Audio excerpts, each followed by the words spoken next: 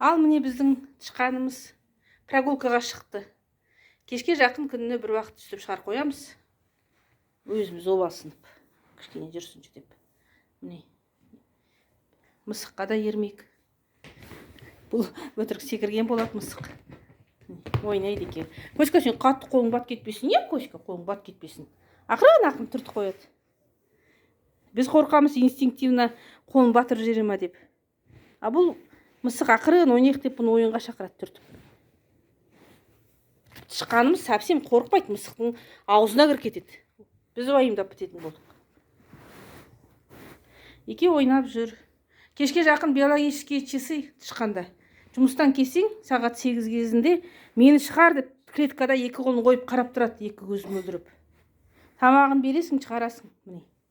Уақыт болса үстіп кен қоя бересің. Емін еркін, баррикада істеп қоямыз, әйтпесе бір қуысқа кіріп кетсе, бұны шығару қиын. Уақыт болмаса, өзінің ячигіне сала саламыз, шаригіне, сонымен домалап жүреді соның ішінде. Бүгін бір шығарып қояқшы деп. Екеуі ойнап жүреді, бірақ арасында все равно кеп қарап бақылап отыру керек, мысықтың қол текете ме деп қорқамыз. Қане, Персик, қайдасың сен? Ойнай ғой. Иә. Қарақ қояды, пысықсып жүр тура. Тырбаң етіп жүр, тырбаңдап. Түгі зияны жоқ өзінің. Жейтіні бітті, тамақ болды. Кішкене морковь, кішкене капуста, кішкене алма берсең болды. 1 килограмм сатылатын тамағы білмеймін. 1 айға жетеді, күніне жейтіні 1 қасық. Әне ойнайды. Ойнағандағысы.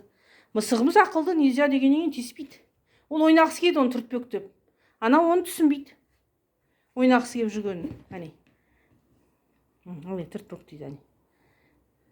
Түк қорықпайды тышқан. Мысықтың аузына, басына кіркедеді ғой тура. Біз өзіміз шошимыз инстинктивно мысықтың несі нет кете ма деп.